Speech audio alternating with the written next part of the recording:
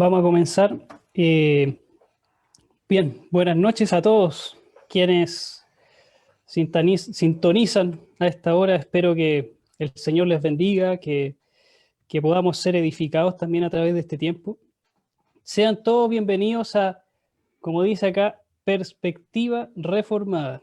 Es una página que están haciendo. Estamos recién rompiendo el cascarón. Somos unos pollitos, estamos aleteando, estamos tratando de aletar. Queremos tener vuelo propio pronto.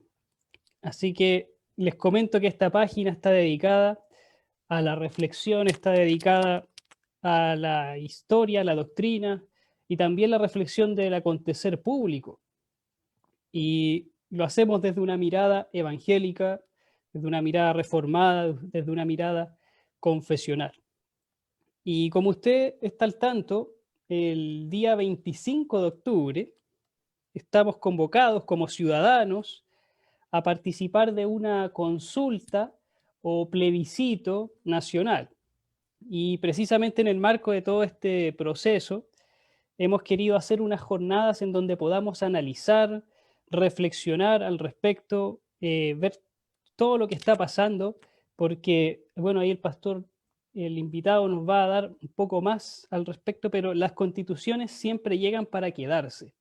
Son constituciones que toman mucho tiempo de que venga una nueva. Entonces, lo que estamos decidiendo actualmente va a afectar no solamente nuestras vidas en algún grado, sino también nuestra iglesia también, como nosotros vamos a llevar adelante nuestra vida de iglesia también podría resultar afectada con este proceso constituyente. Así que, como este proceso ha despertado toda clase de dudas, de inquietudes, de ansiedades, de temores, y hemos querido invitar, digamos, a no solamente pastor, sino también abogado, nuestro pastor Alex Figueroa. Te damos gracias, pastor, por permitirnos entrevistarte el día de hoy. Gracias por acompañarnos, pastor. Bueno, muchas gracias a ti, hermano, por la invitación. Un gusto estar aquí contigo conversando este tema tan relevante en este momento que estamos viviendo como país, y un saludo también a quienes nos estén siguiendo. Amén, amén. El programa de hoy, estimados, se llama Entendiendo Conceptos. Entendiendo Conceptos. Y quiero partir con una anécdota bien doméstica. Yo en marzo tuve que ir a pagar el permiso de circulación de mi vehículo y tuve que hacer una fila porque fui como buen chileno a última hora. Entonces tuve que hacer una fila de 5 horas. Y mientras estábamos en la fila, la gente conversaba entre sí y los que estaban detrás mío decían, por esto hay que cambiar la Constitución, porque y mira este trato indigno que nos dan, tenernos en fila, parecemos borregos, corderitos, tenemos que cambiar la Constitución, por esto. Entonces, precisamente la Constitución pareciera ser la piedra en el zapato de prácticamente todos los problemas en Chile, de todos los problemas que estamos teniendo cada uno de los trabajadores, de los estudiantes, del solo hecho de vivir en Chile, ya la Constitución parece tener la raíz de cada uno de los males de la nación. Y en algún momento la Constitución se puso sobre la mesa de los chilenos y debido a la falta de educación cívica que muchos de nosotros exhibimos, se llegan a conclusiones erradas, a conclusiones desacertadas. Y para educarnos y no sacar malas conclusiones, es que quiero consultarte ya derechamente, pastor, ir a la primera pregunta de este programa, preguntarte qué es una constitución. Porque mucha gente habla de la constitución, de una nueva constitución, pero ¿qué es? O sea, hay muchas personas que ni siquiera podrían definir lo que es una constitución. Así que esa es la primera pregunta que te hacemos, pastor. ¿Qué es una constitución? En términos breves y también en términos sencillos para que podamos todos entenderlo. Bien. Lo que comenta es bastante triste, si me permite referirme un poco a eso, porque refleja las altas expectativas que se tienen sobre esto, sobre este proceso constituyente y la reforma que se quiere hacer. como si pudiera solucionar problemas de esa índole. Pero lo cierto es que una constitución, aunque claramente tiene efecto en nuestra vida cotidiana, porque tiene que ver con la organización del país como un todo, no llega al nivel de detalle que mucha gente está esperando, y menos a producir un cambio al nivel de, por ejemplo, lo que tú estabas experimentando allí en esa fila, y lo que esa gente estaba viendo como un problema inmediato en ese momento. Una constitución, por una parte, en cuanto al rango que tiene, es la norma fundamental de una sociedad, la norma que está más alto en cuanto a la jerarquía entre los tipos de leyes, porque tenemos que entender una cosa, que nuestra cultura legal, nuestra tradición legal, contempla varios tipos de normas. Está la ley simple que nosotros conocemos, a la que se le llama ley en términos cotidianos, pero también, por ejemplo, hay otros tipos de normas como los decretos que emiten autoridades administrativas, que esas son normas inferiores a una ley, las resoluciones o las ordenanzas municipales, que eso ya rige a nivel local, pero sobre todas las normas que hay en una sociedad, al menos en nuestro sistema legal, está la Constitución. Entonces, en cuanto a rango, es la norma fundamental y superior en la jerarquía que podríamos poner como, graficar como una pirámide. Entonces, en la punta está allí la Constitución, en la cima de esa pirámide. Y esa Constitución, ya que tiene ese rango, significa que todas las otras normas que existan en esa sociedad deben ajustarse a lo que dice esa Constitución. Es decir, determina los lineamientos generales que deben seguir todo el resto de las normas que existan en un país. Desde la segunda, podríamos decir, bajo la Constitución, hasta la última en rango, hasta lo que podría ser una ordenanza municipal. Ninguna norma bajo la Constitución puede contradecirla.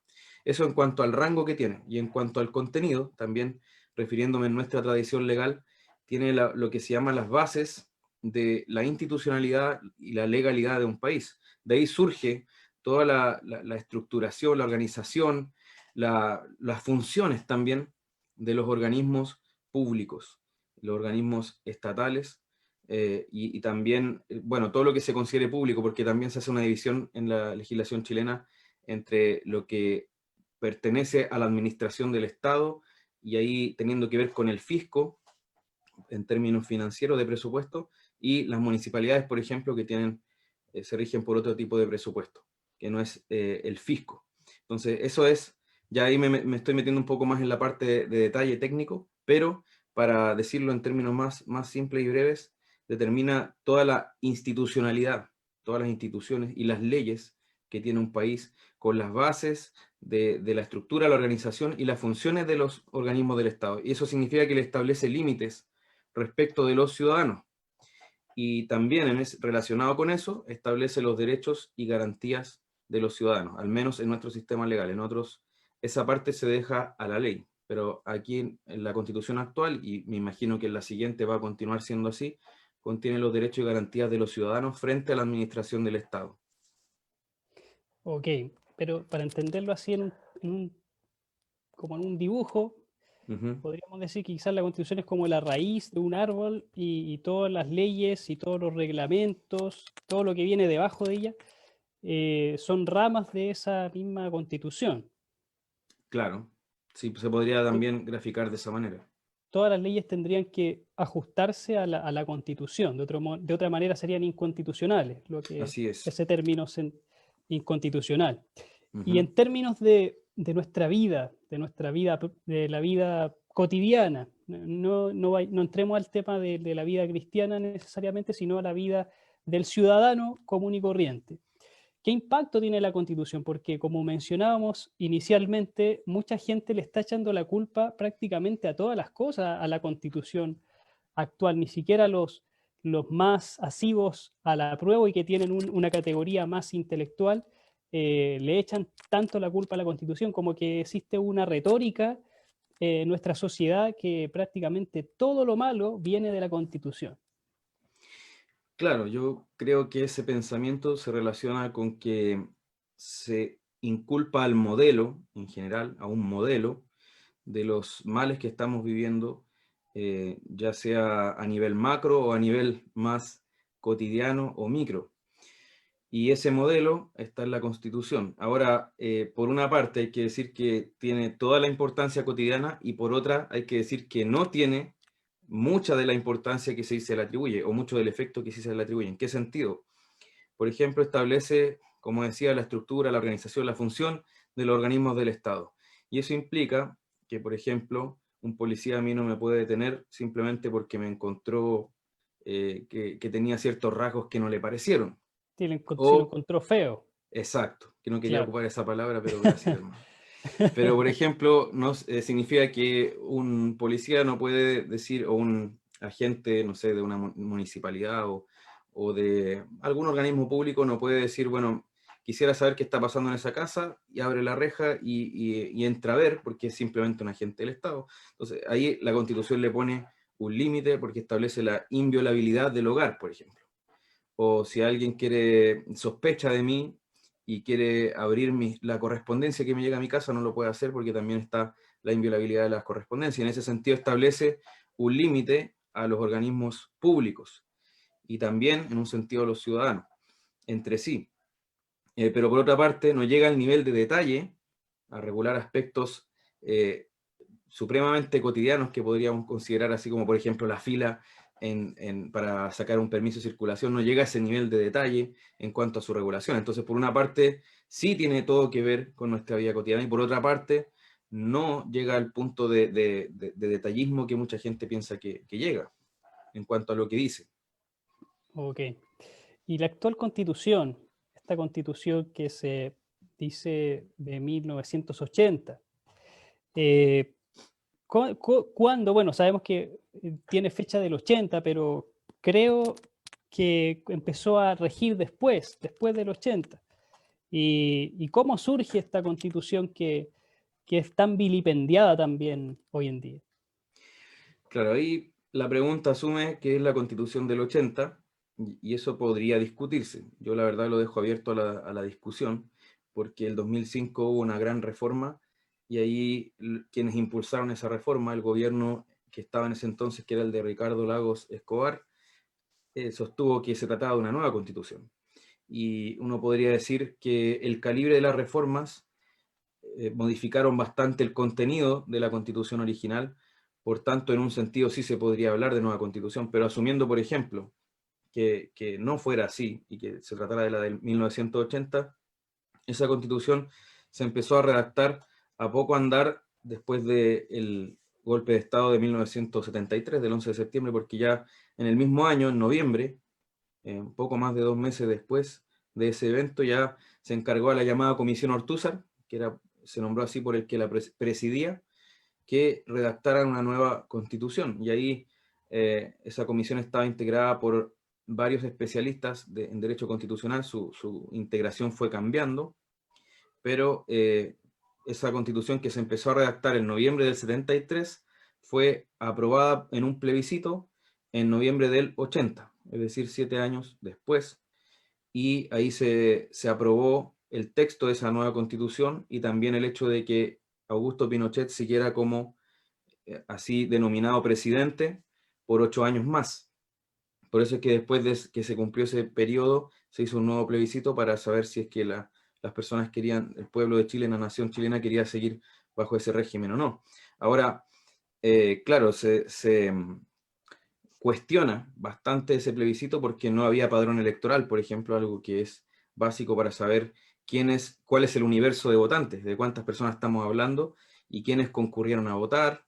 No se permitió a la oposición, al no, en ese caso, realizar una campaña en las mismas condiciones, se les permitió un solo evento público que no fue transmitido. Ese evento se llamó Caupolicanazo, ahí habló Eduardo Frei Montalva, fue el principal orador, y eso fue en agosto del 80, pero no se permitió una difusión, una publicidad de eso, entonces tiene bastantes cuestionamientos en cuanto al procedimiento de cómo fue aprobada y son cuestionamientos razonables, legítimos, porque no se tenían las condiciones adecuadas para decir efectivamente, con todas las de la ley, que se trató de una aprobación ciudadana a esa nueva constitución.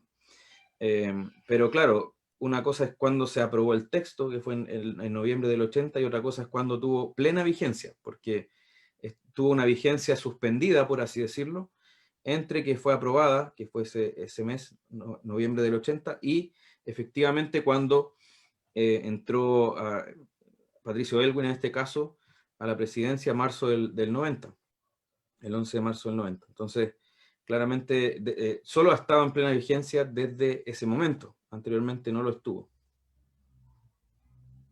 Ok.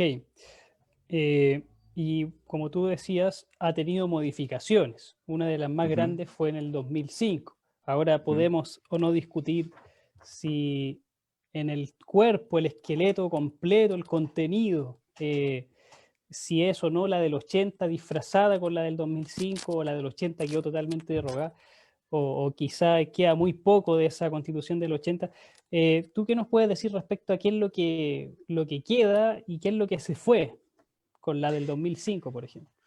Bueno, primero habría que decir que la Constitución como tal, o el texto, incluso el original, eh, respeta un legado institucional, un legado en cuanto a la organización y el texto mismo de lo que venía, de lo que eran las constituciones anteriores. Por ejemplo, la de 1925. Si uno toma esa constitución y empieza a leerla, se va a encontrar con muchas frases que fueron conservadas tal cual de ese texto de 1925, y a su vez esa constitución también respetaba un legado que viene desde la de 1833, con Mariano Egaña, que fue la constitución que más vigencia ha tenido en el país. Entonces, también cuando se habla de hoja en blanco hoy día, eso es bastante relativo porque nosotros tenemos una tradición legal, una tradición institucional como país. Por ejemplo, el presidencialismo, más allá de que hubo un paréntesis por ahí de parlamentarismo, pero tenemos, por ejemplo, claramente una línea presidencialista, tenemos una línea de Estado unitario, no federal, por ejemplo, y así. Por ejemplo, yo creo que nadie va a postular ahora la monarquía. Entonces, tenemos una tradición de régimen democrático. Entonces, la misma constitución del 80 respetaba un legado institucional. Y esa constitución, antes de entrar en pleno vigor, ya fue bastante modificada el año 89. Tuvo 54 modificaciones que se acordaron con lo que era la oposición de ese tiempo, antes de entrar en vigor, y fue reconocida por todos los partidos al entrar en vigencia plena, salvo lo que se llamó la izquierda extraparlamentaria, entre la que estaba el Partido Comunista en ese tiempo, y que luego dejó de ser extraparlamentario al entrar en un pacto, en una alianza política con lo que era la concertación hasta ese momento, y de hecho por lo mismo ese partido fue acusado incluso de traición por algunos de ese sector de la izquierda extraparlamentaria, porque eso implicaba de alguna forma validar la Constitución. Entonces, hay un abogado constitucionalista que se llama Enrique Navarro, de la Universidad de Chile, profesor allí, que él señaló, por ejemplo, que fue modificada en 300 puntos la Constitución, ha sido hasta ahora modificada en 300 puntos, y se han tocado todos los capítulos en las modificaciones, salvo el del Banco Central, donde había un acuerdo en mantener una autonomía, por ejemplo, del Banco Central. Ujú. Y bueno, también fue modificada en gran medida, como decíamos, en el año 2005, por un acuerdo ahí político entre los sectores que estaban en el Congreso, y ahí, por ejemplo, se eliminaron los senadores designados y vitalicios, que esos senadores, por ejemplo, era una especie de control de parte de aquellas instituciones que estuvieron en el régimen militar y que, bueno, les permitía entonces supervisar la democracia o el funcionamiento, en este caso, del Senado. La descentralización también tuvo un eje importante allí. Se redujo el mandato presidencial.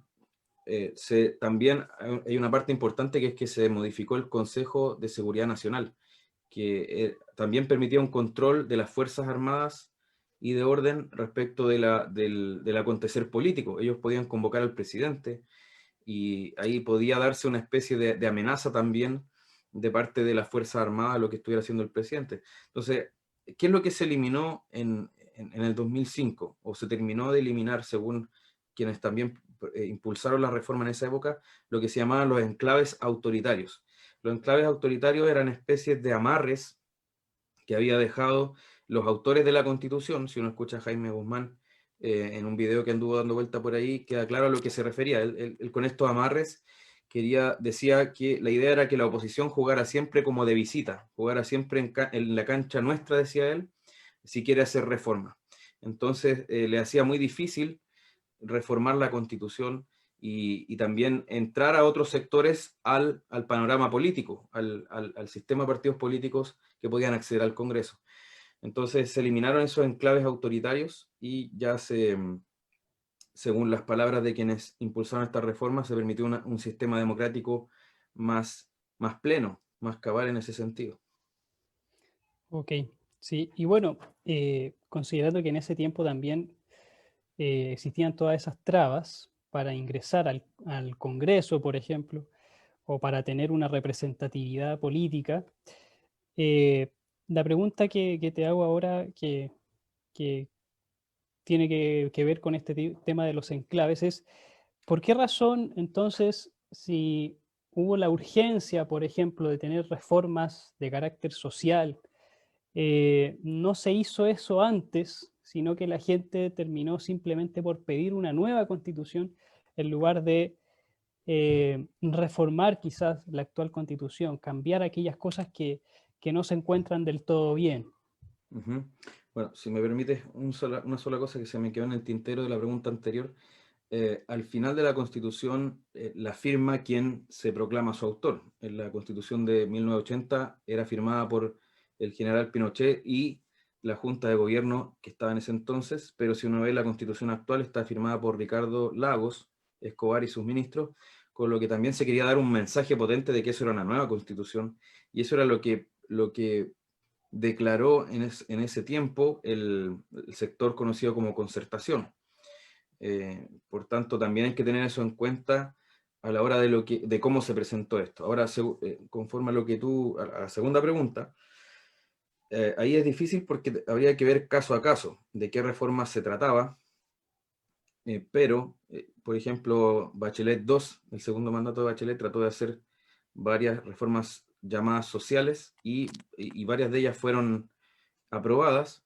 Ahora, ¿qué es lo que se puede también deducir de lo que ocurrió ahí? Que muchas reformas sociales, o así llamadas sociales, implicaban, por ejemplo, dar más atribuciones al Estado, o alguna afectación a la propiedad privada, o alguna afectación a la libertad de elegir, ya sea en educación o en salud, y por tanto se consideraba que afectaban algunos derechos que están consagrados, o libertades consagradas en la Constitución, y por tanto no se podían impulsar. En otros casos puede ser que el sector que estaba en oposición, simplemente por alguna razón política, que nunca se puede menospreciar esa razón de simplemente obstaculizar las reformas que quiere impulsar el gobierno de turno, se opuso. Por eso digo que habría que analizar caso a caso y por qué, porque también se ha hecho una especie de consigna esto de que no se puede reformar porque la Constitución no nos deja hacer una sociedad más solidaria. Pero depende. Por ejemplo, la reforma del CERNAC, en la que se quería dar más facultad al CERNAC, también tenía un problema en el sentido de que se le hacía juez y parte, y eso, Mm. un mínimo del debido proceso en normas internacionales incluso, es que no exista esas dos funciones en el mismo organismo, no puede ser juez y parte. Sí. Entonces, ahí hay que ver bien por qué en cada caso, y no simplemente aceptar como que hay un cúmulo de casos que se pueden meter en el mismo saco y deducir lo mismo respecto de todos los casos porque no son iguales, ni tienen que ver con las mismas razones. Ok, sí, nos queda claro, Pastor. Aquí va una pregunta que quizás no está en la Constitución esto, porque yo tengo un ejemplar de la Constitución, me he quemado las pestañas buscando dónde podría estar algo así, pero es sobre el Estado subsidiario y también sobre el modelo neoliberal, que prácticamente las personas asocian estos tres términos: Constitución política de Pinochet, modelo neoliberal y Estado subsidiario. Entonces, la pregunta es por qué se hacen estas asociaciones y si realmente es así, si existe un Estado subsidiario o qué significa ese Estado subsidiario, para que los que nos están viendo puedan comprender también en términos sencillos, y si existe el modelo neoliberal en las redes de esta constitución. Sí, bueno, la verdad es que en cuanto al Estado subsidiario, el término como tal no está en la Constitución. Eh, ¿Por y, qué no me lo dijo antes? y de hecho, claro, pues, te habría evitado quizás buscarlo y quemarte las pestañas. Pero, Madrugadas completas. claro, el término como tal no está. y algunos, bueno, de hecho eso se atribuía a una doctrina creada en la Escuela de Derecho de la Universidad Católica, que hablaba del Estado subsidiario y lo presentaba así en la Constitución. ¿Y qué tiene que ver o a qué se refiere eso en los términos nuestros? Porque en otros lados significa otra cosa, pero acá se refiere a que el Estado no debe intervenir en la economía o no debe tener una iniciativa a menos que los privados hayan decidido no intervenir, o sea, que se trate de un área desatendida por los privados, entonces ahí recién podría intervenir el Estado. Y eso se deduce de algunos artículos, por ejemplo el artículo 1, que dice que el Estado está al servicio de la persona humana y que además debe resguardar a los grupos intermedios, que los grupos intermedios son los que están, la asociación entre personas, que están entre el Estado y el individuo. Por ejemplo, las iglesias, las corporaciones, las fundaciones, en fin, los clubes Sindicatos. deportivos, claro, exacto, todo eso. Entonces, y también de una norma del artículo 19, que dice que el Estado necesita una ley para poder, por ejemplo, crear una empresa. Y esa ley debe tener ciertas características, debe alcanzar cierto quórum en el Congreso para poder iniciar una empresa del Estado, por ejemplo, ferrocarriles del Estado. Entonces, claro, no tiene una iniciativa empresarial por sí mismo, o sea, no puede simplemente porque se le ocurrió al presidente iniciar una empresa, pero no es que no pueda en absoluto, sino que tiene que haber una ley que lo autorice con cierto quórum en el Congreso, es decir, eso requiere un acuerdo en un sector que logre una mayoría determinada por la Constitución para que pueda haber una tal empresa del Estado que se quiere crear. Pero no es que entonces no pueda haber una empresa estatal, o no es que no pueda intervenir en la economía. Por tanto, eso fue un término surgido en esta escuela de Derecho que también se hizo algo popular, pero no está en la Constitución como tal, literalmente, y tampoco es cierto. Porque, por ejemplo, tenemos algunos alcaldes haciendo farmacias populares, bibliotecas populares, universidades populares, y resulta que en esos ámbitos están los privados interviniendo, y por tanto uno podría decir, si se ciñera a ese principio, que no deberían entonces intervenir organismos públicos, pero sí lo hacen, y así en todo Por orden de ejemplo, cosas. el hospital público con la clínica privada, es un ejemplo. Claro, claro, aunque ahí podríamos decir que existe una libertad consagrada y también un deber que se impone al Estado en el artículo 19 de la Constitución de garantizar el acceso a la salud a las personas. Entonces, en ese sentido, tiene que haber alguna forma en que el Estado garantice que toda persona que se quiera atender tenga acceso. Y eso implica que haya un hospital, por ejemplo. Podría haber sido otra forma también, pero implica en nuestro caso, en nuestra tradición y folclore legal chileno, que hay un hospital público. Pero claro, o sea, si uno ve realmente en los hechos, incluso uno puede ver que no hay un Estado subsidiario como tal. Y ahora se ocupa también eso para decir, necesitamos cambiar la Constitución para que haya un Estado más presente en ese sentido, o un Estado garante. También otra razón por la cual se puede decir eso es porque por ejemplo, en educación o en salud, se establece la libertad de elección de la persona en cuanto a qué sistema quiere, por ejemplo, de previsión de salud. Yo puedo elegir ISAPRE o FONASA, y dentro de la ISAPRE puedo elegir dentro de los distintos oferentes de ISAPRE que provee el mercado. O en cuanto a educación, yo puedo elegir un colegio privado o uno público, e incluso puedo yo fundar un colegio, que es parte de la libertad de enseñanza. Entonces, claro, eso también se entiende como modelo neoliberal, porque sumado a eso está el tema de la protección del derecho de propiedad, que viene antes de lo que se podría considerar como el modelo neoliberal, porque se considera un derecho inalienable desde tiempos muy antiguos, y de hecho ha sido una frontera que permite delimitar cuándo hay tiranía o no, es decir, cuando no hay derecho de propiedad y finalmente el Estado puede confiscar cuando quiera o puede usar de los bienes de un ciudadano. Estamos hablando de una tiranía en realidad. Entonces, mucho antes del modelo neoliberal estaba la protección del derecho de propiedad. Ahora, claro, ¿hasta dónde llega esa protección? ¿Cuánto alcance se le da a ese derecho de propiedad? Y ahí está la discusión, porque algunos quieren que haya una función social más intensa en cuanto a la propiedad, o sea, que la propiedad tenga un enfoque hacia el bien común. Pero ahí surgen más discusiones. ¿Qué sería ese bien común? ¿Quién lo define? Y ahí por supuesto, de eso se va a tratar, yo creo, la convención mixta o la convención constituyente, si es que gana el apruebo, porque se van a tener que discutir todas estas cosas. Y claro, el modelo neoliberal yo creo que ni siquiera está muy definido. Yo creo que si uno le pregunta a una persona que dice eso, ¿qué es el modelo neoliberal? No sé si me va a poder dar una definición muy clara. Y no es pertinente, creo yo, que yo trabaje bajo una suposición de lo que sería ese modelo neoliberal, porque también ha venido a ser como un equivalente moderno del cuco también, ¿cierto? Porque todo se puede echar la culpa a ese modelo, pero sin estar delimitado qué es, en qué consiste. Por tanto, es difícil discutir en esos términos. Sí, así es. Bueno, el término neoliberal fue acuñado por Werner Sorbart para precisamente contrarrestar un poco el auge que había tenido un poco el capitalismo en algunas sociedades, y era un término como despectivo. Esto se recoge de distintos lugares y se plantea en la sociedad en un punto de vista más retórico, de que el neoliberalismo es como la estructura política basada en la empresa, basada en una especie de capitalismo salvaje, y esa es como la visión que muchas veces se tiene al respecto, pero como tú dices, no es algo que esté 100% definido. De hecho es como tratar de definir un término despectivo finalmente.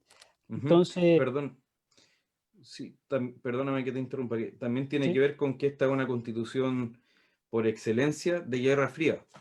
Está en plena Guerra Fría, donde, bueno, quedaba poco para que cayera el muro, el y ahí muro, se sí. entiende que el muro de Berlín, que se entiende que ahí terminó la Guerra Fría, pero refleja el espíritu de la época, donde está esta gran cortina de hierro en Europa, y estaba este fantasma de la Unión Soviética, y a la vez esta presentación de Estados Unidos como el imperio neoliberal capitalista, ¿cierto? Y que quería extender sus tentáculos en América Latina. Entonces, es una constitución que toma una posición en su tiempo, que era un mundo literalmente en blanco y negro en términos de la Guerra Fría, y tomó una definición clara en cuanto a un modelo de libertad económica, y eso no es un misterio para nadie, y por eso en el artículo 1 dice que el Estado está al servicio de la persona humana, y eso es una declaración potente en ese contexto, porque en otros países que estaban bajo el régimen comunista o soviético, bajo la influencia soviética, era al revés. O sea, es la persona la que está al servicio del Estado, entendiendo que el Estado encarnaba de alguna forma el sentir del colectivo, del Mm. pueblo, ¿cierto? Como se presentaba así. Entonces, claramente desde el artículo 1, la Constitución toma una posición y protege tanto al individuo como a los grupos intermedios de un Estado que se pueda expandir. Y bueno, obviamente el gobierno que fue derrocado, que era de Salvador Allende, era de la otra ala. Por tanto, la Constitución corre hacia el sentido completamente opuesto. Por tanto, ya en un contexto de los años 2000, entrando en la siguiente década, ya la del 2020, no es lo mismo que lo que se está viviendo en ese tiempo, y se mira quizá con poca empatía o sin identificarse con la división que había mundialmente en ese momento. Por tanto, también, claro, ahí el término neoliberal, yo creo que también tiene que ver con reconocer eso, que se basa más en un modelo o propende más a un modelo de libertad económica y de una sociedad que se estructura desde el individuo y no una sociedad que se planifica desde el Estado. Sí, sí, nos queda claro, Pastor. Ujú. Eh, Otra pregunta que a mucha gente le surge es, ¿qué tiene que ver entonces la Constitución? Porque la Constitución delimita el Estado y reconoce nuestros derechos. Pero ¿qué tiene que ver la Constitución con las demandas sociales, las que están muy en boga, unas demandas sociales que estuvieron representando muchos movimientos sociales podríamos decir, desde hace 2 décadas, la demanda por una educación pública, gratuita, de calidad, eh, que las pensiones ya no dejen de ser privadas, sino que sean también públicas, lo que representa el movimiento de Luis Mesina, no más AFP, también temas de vivienda y el constante tema pendiente de la salud, que se considera de que uno no se puede enfermar en este país porque o es muy caro, o si uno no tiene para pagar, simplemente se muere y cae en las listas de espera, etc. Y la retórica de hoy en día es, la Constitución es la piedra en el zapato, la que tiene todas las cosas capturadas, por decirlo así. De hecho, en el Chile despertó del 18 de octubre contra las injusticias sociales, la gente señalaba, por ejemplo, que se aburrió de que le subieran el pasaje, se hartó de las malas pensiones, de la mala salud, de la mala educación, y de repente una prioridad pasó a ser la Constitución. En las encuestas de ese tiempo, el cambiar la Constitución era algo, por puesto número 15 se asignaba en las encuestas, pero ahora simplemente había pasado al primer lugar. Como si la actual Constitución fuera una especie de represa que está como deteniendo todas las soluciones, y cuando ya se derrumbe esa represa vamos a recibir una especie de tsunami de dignidad, de justicia, de prosperidad y un montón de términos amplios. Entonces la pregunta es, ¿qué tiene que ver la Constitución con las demandas sociales?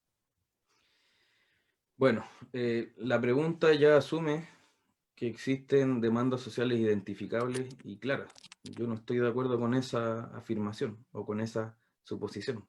¿En qué sentido? Como tú bien dices, la nueva constitución no apareció en las protestas de octubre, del 18 de octubre por lo menos, y tampoco en los instantes previos, las que gatillaron finalmente toda esta ola de descontento que se produjo desde ese momento. La constitución, como demanda, la nueva constitución, empezó a instalarse después de que eso ocurrió. Y si uno ve este movimiento, incluso la marcha del millón o cuánta gente haya sido, resulta que ese movimiento no tiene representación, no tiene vocería, no está canalizado a través de representantes y no tiene pliego de posiciones. Algunos en sus pancartas decían una cosa, otros otra. Algunas organizaciones llamadas así sociales intentaron alzarse como la voz de esas personas, pero Como, resulta que como nadie la les mesa dio de unidad social. exactamente, pero resulta que nadie les dio esa legitimidad. Ellos pueden decir que representan a un gremio o sector y que incluso dentro de ese gremio o sector representan a quienes están afiliados a sus organizaciones, pero tampoco representan a todo ese gremio o sector. Por tanto, acá no hablamos de que haya un pliego de demandas que se expresó a través de representantes determinados que hicieron una vocería de este movimiento y le dieron un cuerpo a toda esta ola de manifestantes en todas las ciudades del país y de aquellos que se congregaron ahí en Plaza Baquedano. Ellos no tuvieron una vocería. Por tanto, acá, más que hablar de demandas sociales, refiriéndolas a ese gran movimiento de personas que salió a las calles, acá hay ciertas organizaciones sociales que han planteado demandas que ya venían desde hace unos años, poniéndolas en el tapete, tratando de instar por modificaciones, pero que de alguna forma podríamos decir que surfearon esta ola de protestas y lograron que esas demandas que ellos sectoriales o esas demandas de grupos de interés que ellos encabezan fueran tomadas como si hubieran sido la voz de toda esa ciudadanía movilizada.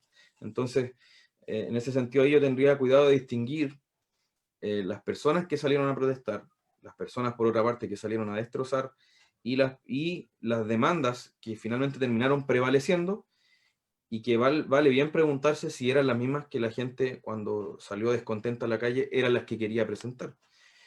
Ahora, haciéndome cargo de todas maneras del tema pensiones o del tema salud o del tema vivienda, lo cierto es que sin decir que esta constitución es inmodificable, yo no tengo ningún compromiso con esta constitución actual, se podrían tratar varias de ellas, o si es que no todas, en un ámbito legal, en una discusión legal.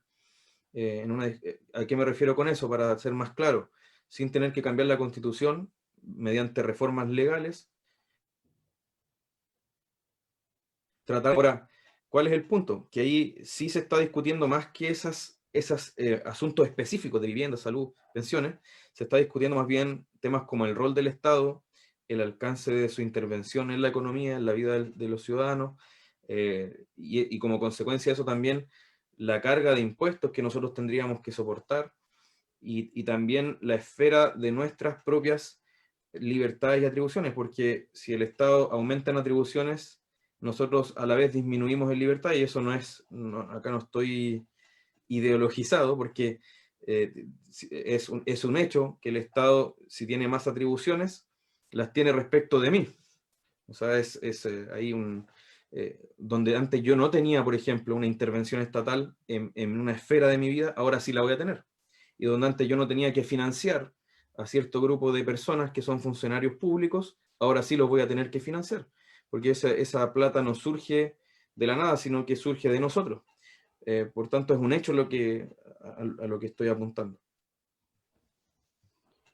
Ok, pero entonces las demandas sociales más fuertes, por decirlo así, las que prevalecieron, eh, al ser incluidas en la Constitución, y esto tiene que ver con la pregunta que te quiero hacer a continuación, cuando son consagradas, cuando este derecho a la educación, por ejemplo, derecho a la educación pública, gratuita, de calidad, se consagra en la Constitución, es parte de los derechos fundamentales. Eh, ¿Eso significa de inmediato de que la Constitución va a tener una especie de poder místico de hacer esto realidad y de que no va a tener ningún riesgo en el sentido económico, en el sentido político, que por el solo hecho de escribirlo ya es algo real y no va a tener ningún problema? No, claramente no. Nosotros no podemos decir como dice en Génesis, hágase la luz, y la luz se hizo. En ese sentido, yo puedo decir que el derecho a la educación está garantizado, a una educación pública, gratuita y de calidad, pero tengo que tener los medios como Estado para poder llevar adelante o para poder garantizar ese derecho, no solo el acceso, sino que también estoy hablando de calidad. Por tanto, yo estaría ahí, lo que hago en la Constitución, si yo consagro eso, es dar un mandato al mismo Estado para que actúe de cierta manera, pero el Estado, hay algo que es fundamental para el funcionamiento anual del Estado y que se llama presupuesto. El Estado cuenta con un presupuesto que debe ser distribuido y que es discutido en el Congreso, y ese presupuesto no es ilimitado. Escuchaba a una diputada, bueno, Camila Vallejo, decía que los derechos, decía, no deben depender de la situación económica de un país.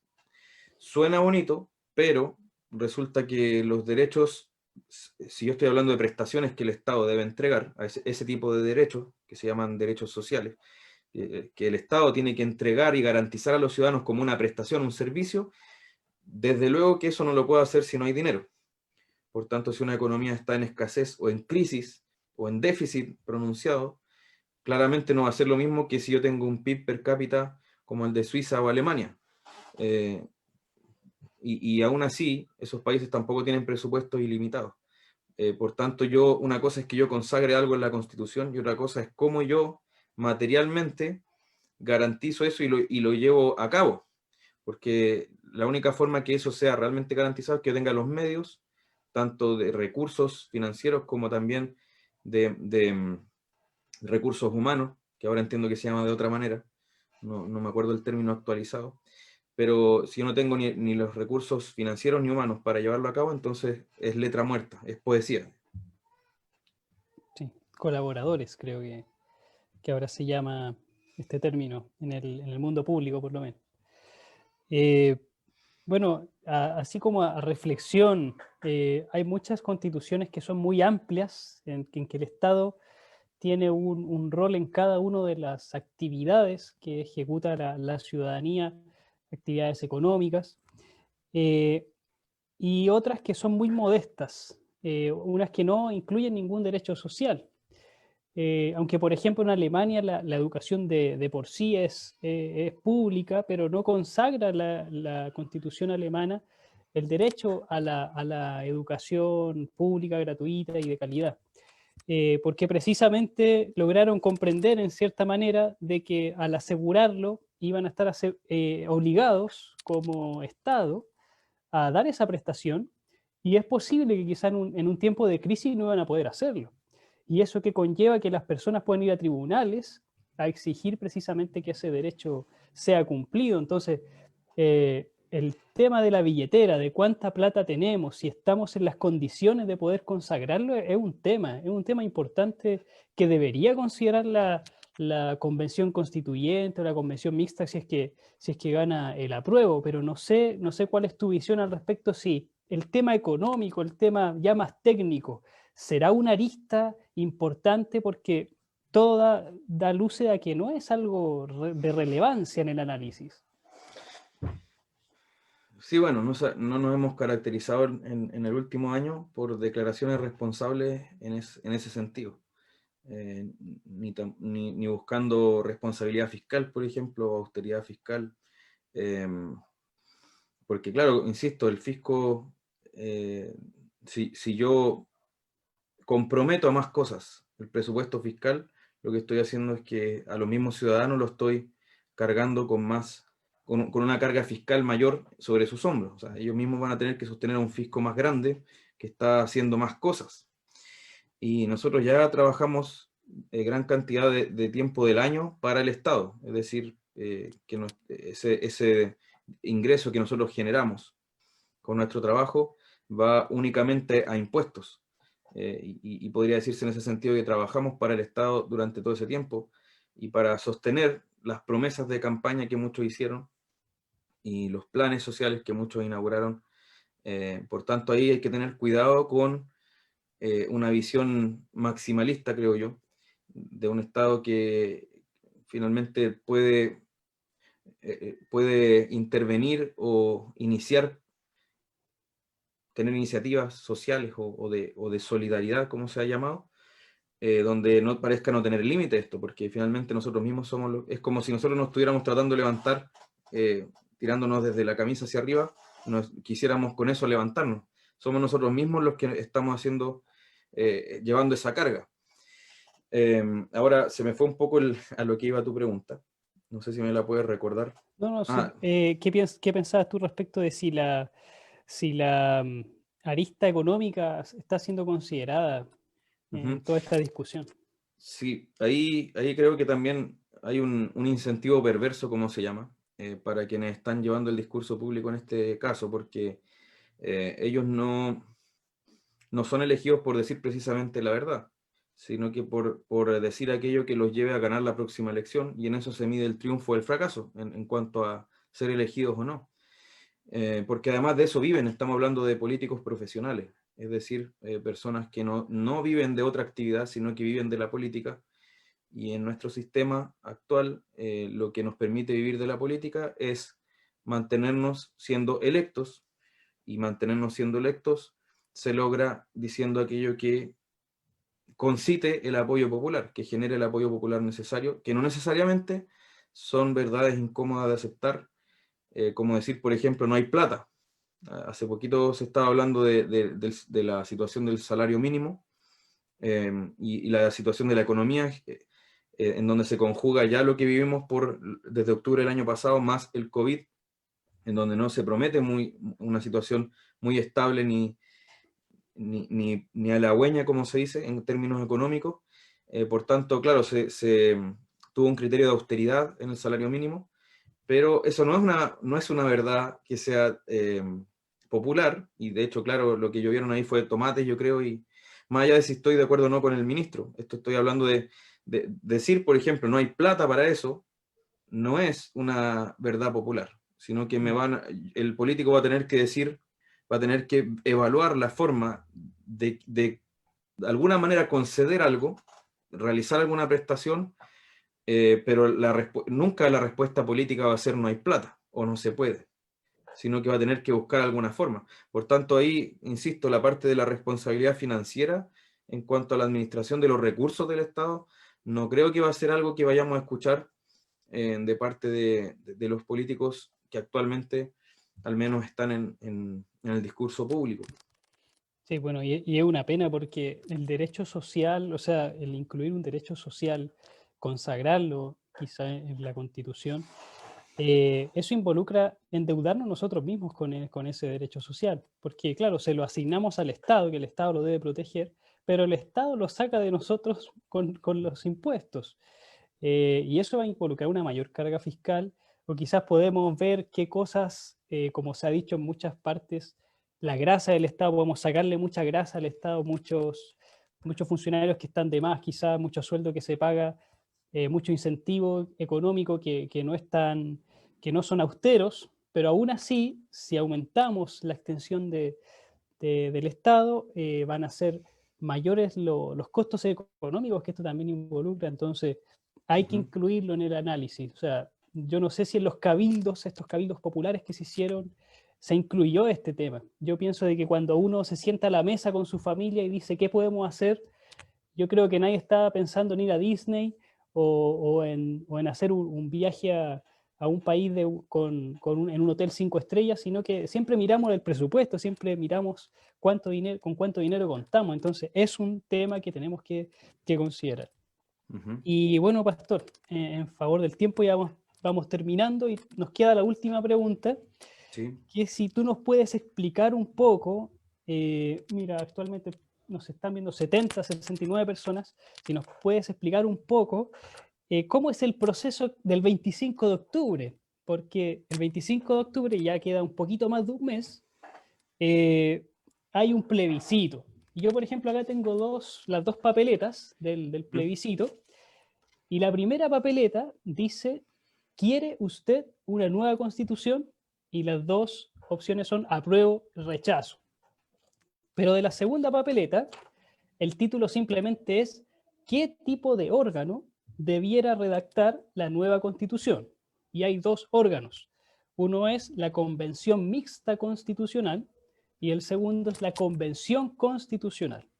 Entonces, lo primero así de entrada a la pregunta es, ¿de qué sirve marcar acá rechazo si voy a poder votar en el otro que quiere una asamblea constituyente, por ejemplo? Si yo, por ejemplo, no quiero una nueva constitución, marco rechazo, pero igual voy a tener una injerencia, perdón, en el segundo voto. Y lo otro es que Ujú. el segundo voto ya da por sentado que ganó la prueba. De hecho, en la pregunta, en la misma del CERVEL, en ningún lugar aparece, en caso de que gane el apruebo, qué tipo de órgano debería redactar la nueva constitución.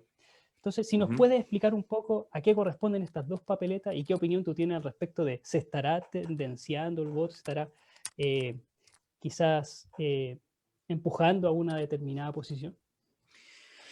Bueno, la observación que tú haces es muy pertinente porque uno de los principios para que exista un voto libre es que no se induzca de ninguna manera la elección que uno está haciendo, la opción que uno está prefiriendo. De hecho, esa era una de las razones que se criticaba del plebiscito del 80, cuando se aprobó la Constitución del 80, porque si uno veía la papeleta, el sí tenía una estrella y el no un círculo. Era como, igual me inducía, me presentaba de alguna manera más favorable el sí, y está bien, o sea, no, eso igual también es menospreciar al votante y, e inducirlo. Ahora, en cuanto a esta papeleta, o estas dos papeletas, se discutió también en su momento, pero yo creo que en el fragor del incendio que estaba ocurriendo en ese momento, de las Molotov cayendo y todo lo que estábamos viviendo, se prefirió no discutirlo más en cuanto a al formato de las papeletas.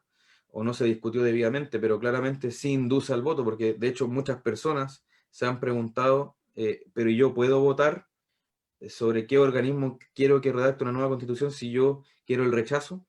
Y esa sola existencia de la pregunta me hace ver que no está bien planteada la interrogante a la ciudadanía, porque idealmente lo que debería haber ocurrido es que primero se me pregunte si yo quiero o no una nueva constitución, y en caso de que sí se quiera, allí recién se elija el órgano, o qué tipo de órgano. De hecho, algunos querían que estas dos preguntas estuvieran en la misma papeleta, eso habría sido incluso inducir más el voto. Mm. Se logró que se quedara en dos, pero aún así ya el hecho de que genere esa pregunta, entonces me está diciendo que no está bien planteado. Y muchas Hubiese sido personas, quizás mejor separarlos por fechas, claro, como una primera y segunda vuelta. claro, eso era lo ideal, de hecho, para respetar la libertad del voto, pero incluso, ok, si no hubiera sido así por un tema de conveniencia, de costo, de ahorro fiscal y todo, lo que tú dices, en caso de, o sea, hacer una aclaración, porque de otra manera a mí me genera la impresión de que entonces, si yo no voto, por ejemplo, acá a favor, entonces en el otro no puedo votar. Y eso ya me distorsiona la votación. Y O la idea también es puede que, ser, ¿para qué voy a votar? ¿Para qué exacto, voy a poner rechazo si ya se me está dando por sentado que se va a redactar una nueva constitución? exacto. Ahora, lo que se debe entender es que por supuesto, el voto es secreto, en el sentido de que no se pone el nombre en el voto, por tanto, da lo mismo lo que usted vote en una o en la otra, no se va a asociar esos dos votos a la misma persona, sino que son cada opción que uno escoge en una papeleta es independiente de la otra y no se asocia a una persona determinada. Entonces, da lo mismo lo que yo ponga en una y en la otra, no se relaciona. Ahora, claro, eso en cuanto a si induce o no el voto. Claramente sí lo induce, y ya que exista la pregunta, y la pregunta, de hecho, muchas personas la hacen sí, honestamente. Dicen, yo la verdad no puedo votar en esta otra papeleta porque ya acá voto rechazo. Ya está mal planteado en ese sentido. Ujú. Y en cuanto a qué consiste cada una, bueno, acá hay que recordar que esto obedece a un acuerdo que se hizo el 15 de noviembre del año pasado, que fue menos de un mes desde que empezó a ocurrir este llamado estallido social, y fue un acuerdo transversal en donde se restó, por ejemplo, el Partido Comunista, pero están prácticamente todos los partidos del espectro político. Y ahí se decidió entonces que iba a haber un proceso constituyente que iba a consistir justamente en una primera consulta de si se quería reformar la Constitución o no, si se quería una nueva Constitución o no, y por otra parte, qué órgano debería redactarla. Y eso iba a ser en abril, pero no fue debido a lo que ocurrió con el COVID, como todos tenemos claro.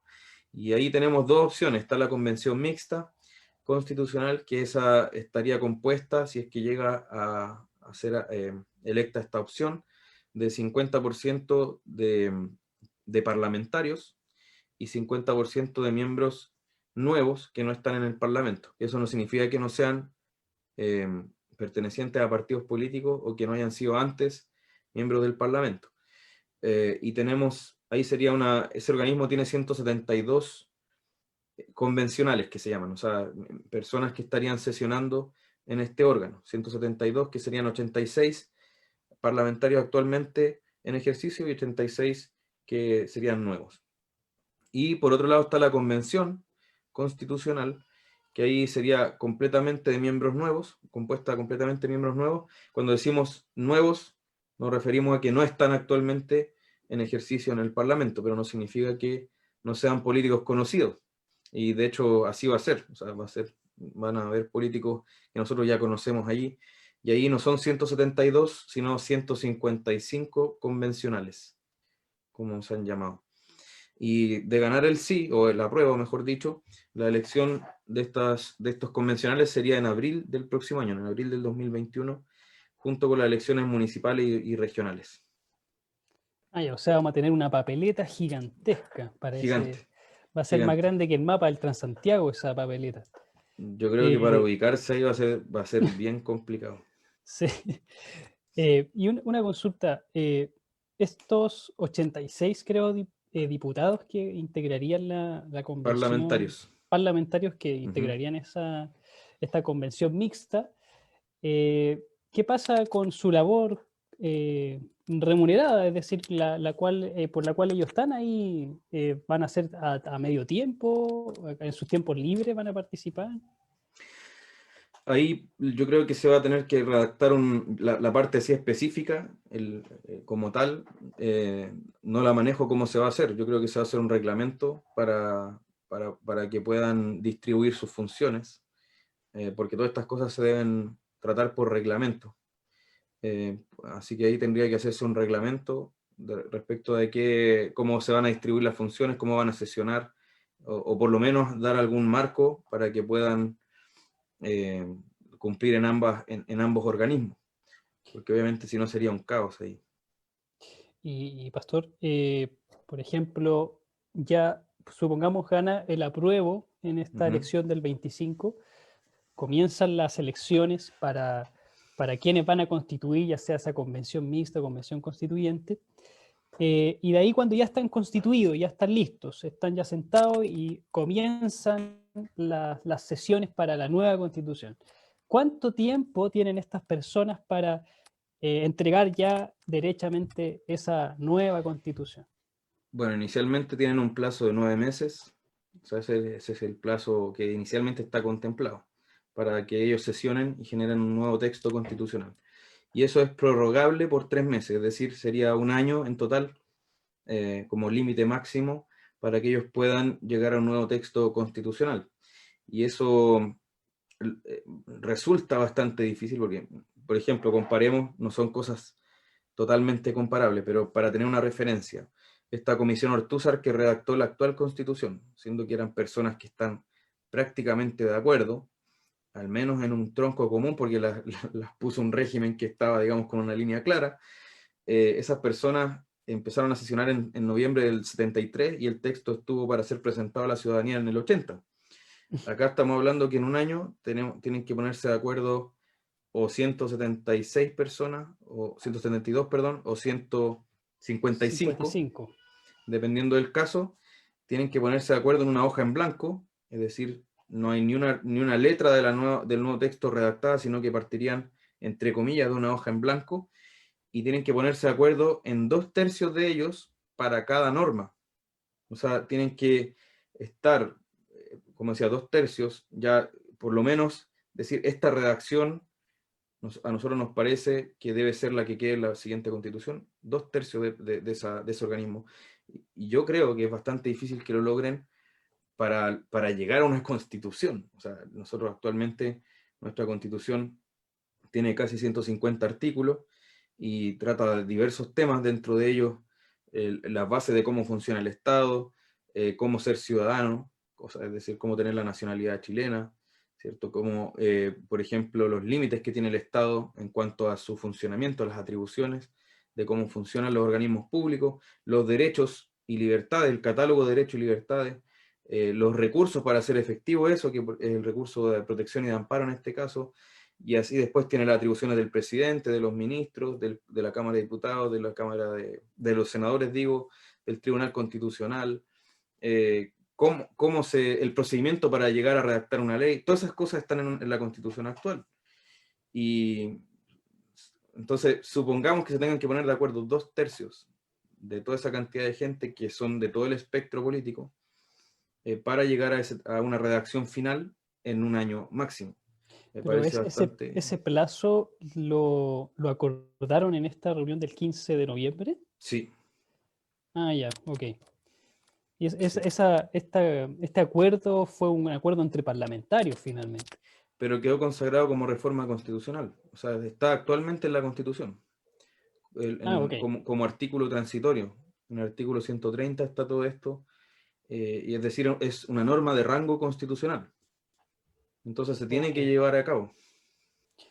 Ok, y tengo entendido que también en estos artículos hay ciertas cosas que se tienen que respetar de la actual constitución o del actual ordenamiento jurídico. No, no, es una hoja en blanco. Yo puedo decir que Chile mañana se va a llamar, no sé, mejor no me aventuro con un nombre, Claro. para no herir ninguna sensibilidad, pero yo puedo cambiarle el nombre al país, dejémoslo ahí. Yo puedo decir que mañana haya un rey o haya un consejo de ancianos que gobierna Chile. No sé, puede ser salir cualquier cosa en teoría, porque partimos desde una hoja en blanco. Por eso decía que la hoja en blanco es relativo, porque tenemos una tradición legal, institucional, de organización como país. Pero en teoría podría salir cualquier cosa de esos acuerdos, con tal de que se logren los 2/3 que son necesarios para llegar a un texto final. Y, Sí, de, ¿Mm? sí, dígamelo. ¿No? Y después de que se llega a este texto final, que tiene este plazo máximo de un año, tienen que convocar a plebiscito 60 días después para ratificar ese texto, o sea, para si la ciudadanía lo acepta o no. pero eso ahí yo tengo una duda. Ujú. Por ejemplo, hay una nueva constitución propuesta, ellos la Sí, presentan a la ciudadanía, hay un plebiscito de salida, como se ha sí. mencionado, y supongamos que esa nueva constitución no le parece a la ciudadanía y la rechazan. Eso implica de que finalmente nos quedamos con la del 80 definitivamente hasta un nuevo proceso constituyente, o el proceso constituyente se entiende renovado hasta que salga una nueva constitución. Bueno, ahí hay que aclarar que la nueva constitución, si es que se llega a aprobar una, después de todo este proceso, solo va a entrar en vigor una vez que esté publicada ya en el diario oficial y haya pasado por todo este proceso. Mientras eso no ocurra, mientras ese hecho no ocurra, rige la constitución actual. Ahora, el proceso se hizo tan a la rápida que no se pusieron en el caso de que se llegara a un nuevo texto constitucional y fuera rechazado. O sea, no se previó ahí qué va a ocurrir. Algunos dicen más ligado hacia el rechazo, que entonces ya eso significa que no tenemos nueva constitución y punto, nos quedamos con la actual. Y otros ya más ligados al apruebo dicen es que el pueblo ya decidió que tiene que haber una nueva constitución, hay un mandato de hacer una nueva constitución, entonces tenemos que ver cómo la hacemos de nuevo. Ahora, ahí habría que hacer una nueva reforma, porque, bueno, es increíble ahí eso en cuanto a la técnica legislativa que se llama, es decir, cómo yo redacto la norma. En la norma pusieron las fechas, eso se podría haber, yo en la norma constitucional podría haber dicho en líneas generales, vamos a iniciar un proceso constituyente. Y podría haber tratado en una ley o un reglamento, en una ley tendría que haber sido cuál va a ser las fechas, por ejemplo, y el detalle del proceso. En buen chileno ellos se pisaron la cola o se casaron solos. Exacto, exacto. De hecho, por lo del COVID tuvieron que hacer otra reforma, porque como habían puesto la fecha, tuvieron que poner una nueva fecha. ¿Qué pasaría si hubiera otro evento mundial o nacional de tal envergadura, como, no sé, un terremoto, algo así, que hiciera imposible hacer el plebiscito en octubre, o el de abril del otro año, que es donde se elegirían los integrantes de las convenciones en caso de que gane la prueba?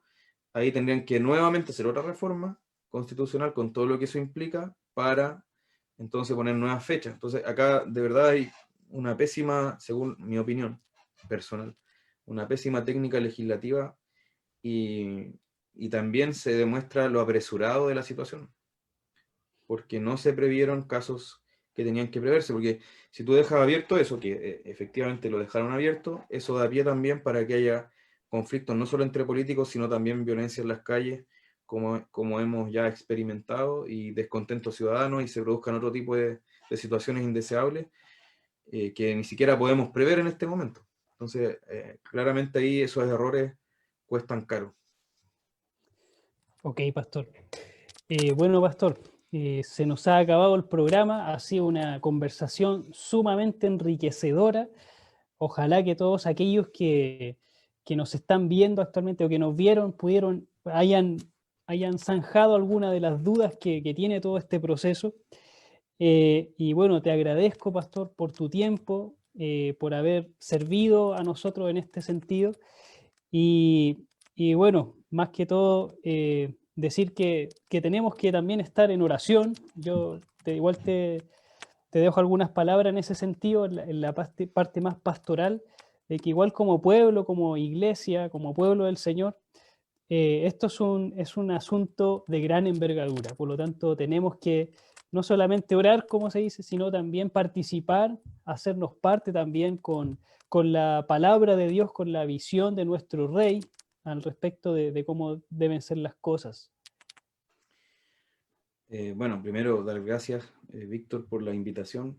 Para mí también es no solo grato, sino también fundamental conversar sobre todos estos temas, porque tienen que ver con nuestra vida cotidiana, tienen que ver con también nuestra labor como iglesia. Sabemos que la misión la dio el Señor y está muy clara, la gran comisión que nos ha entregado de predicar el Evangelio y de ser discípulos de todas las naciones, de enseñarles todo lo que Él nos ha mandado, bautizándolas, ¿cierto? Como dice ahí el pasaje de Mateo 28, y en ese sentido nuestra misión está clara, y siempre ha estado clara desde el comienzo, y las circunstancias en las que desarrollamos esa misión varían, y han variado durante toda la historia, pero lo que no varía es el final de la historia y que también lo tenemos claro, que es la victoria clara, categórica, definitiva de nuestro Señor Jesucristo, y cómo eso también significa la exaltación de su pueblo en gloria. Así que no debemos perder de vista ni nuestro origen ni nuestro destino como pueblo de Dios. No debemos perder de vista que nuestra ciudadanía está en los cielos, pero no interpretando eso como lo hacen muchos, que eso significaría entonces que estas cosas no nos interesan, sino que significa que nuestra nación, nuestra patria definitiva no está en esta tierra, acá somos extranjeros y peregrinos, y nuestra forma de ver el mundo tampoco pertenece a esta tierra, sino que viene de la palabra eterna de Dios, y es esa verdad la que nos debe entonces eh, impactar en nuestra cosmovisión, nuestra visión de todas las cosas, incluyendo lo que está ocurriendo en nuestra sociedad, y por tanto eso debe impactar también nuestra labor en esa sociedad. Yo por el lado de la exhortación pastoral a la que te referías, también llamo a que no constitucionalicemos la iglesia. ¿En qué sentido? De dividir la iglesia en los apruebo y rechazo. Se pueden tener razones válidas para ambas, no cualquier razón es válida, no estoy diciendo eso, pero yo podría tener razones válidas para querer reformar la actual constitución, y a la vez también podría tener razones defendibles de por qué deberíamos conservarla como está ahora y hacerle algunas modificaciones. Por tanto, ahí tengamos cuidado de juicios respecto de nuestros hermanos y de que este tema finalmente polariza a la misma iglesia. La iglesia debe permanecer unida en cuanto a su misión, a su llamado, a la salvación que hemos recibido en Cristo y a nuestra ciudadanía, que es la misma, como hermanos que hemos sido rescatados por el mismo Señor. Por tanto, ahí tengamos cuidado, pero sí el llamado también muy importante es a que no nos sintamos obligados a identificarnos con las posiciones que actualmente se nos están ofreciendo. Nosotros no estamos en una dicotomía como cristianos de rechazo y apruebo, sino que nuestra visión va mucho más allá de Cristo como Rey. Y ese, de hecho, fue el mensaje de la iglesia. Cuando dicen Hechos 17, estos dicen que hay otro rey que César, y ese es Jesucristo. Ese sigue siendo nuestro mensaje hoy día, que Cristo está por sobre todo país, por sobre todo reino. Su ley es universal, por sobre toda ley, y por tanto, incluso nuestra constitución, sea la actual o la siguiente, deben someterse a esa ley universal de Jesucristo, a ese señorío universal de Jesucristo. Por tanto, nuestro mensaje va mucho más allá. Y a eso llamo, a que veamos estas cosas desde otra óptica, no la dicotomía que se nos está planteando, sino que en nuestra posición única como iglesia, porque nadie más puede tener esa posición que el pueblo de Dios. Así que ese es el llamado. Y como decía Víctor, a la oración, ayunemos también por esto, y que el Señor como país nos conduzca y nos libre de seguir sendas que pueden ser terriblemente perjudiciales para la nación, someter a la población al sufrimiento, en distintas formas. No estoy relacionándolo con una de las opciones necesariamente, pero que el Señor nos libre en ese sentido de seguir un rumbo que nos puede traer dolores y lágrimas. Amén. Amén, pastor. Bien, bueno, nos despedimos junto al pastor Alex. Les quiero dejar invitados el próximo viernes, el de la próxima semana. Vamos a estar dialogando con el apruebo, con evangélicos que aprueban. En este caso va a representar el vocero de Evangélicos por el Apruebo, que se llama Esteban Quirós, un joven abogado y también columnista, el principal columnista de una página llamada El Otro Canuto. Y el día lunes 28, perdón, el del 25 es a las 9 de la noche. Y el día lunes 28, a las 8 de la noche, vamos a estar con el vocero de Evangélicos por el Rechazo. Evangélicos por el Rechazo, que es el joven Kevin Valenzuela. Ambos nos van a explicar cuáles son sus motivaciones, las razones por las cuales ellos aprueban o rechazan, dependiendo del caso. Y también les dejamos invitados para una fecha que estamos por definir a que también sintonicen el canal, porque vamos a tener un panel de pastores. Entre ellos va a estar acá nuestro pastor Alex también incluido, un panel de pastores que sigue nuestra línea reformada, confesional, analizando cómo fueron las entrevistas, analizando cuáles fueron las motivaciones, etc. Nosotros no buscamos acá influir en algún sentido a una posición o la otra, simplemente queremos dar herramientas de de análisis para que la iglesia pueda también tomar su mejor decisión informada y sobre todo a la luz de la palabra del Señor. Así que gracias, Pastor Alex, y nos despedimos hasta una nueva oportunidad de Perspectiva Reformada. Chao, Pastor. Chao, hermano. Muchas gracias a ti. Un saludo, hermanos. Dios los bendiga. Amén.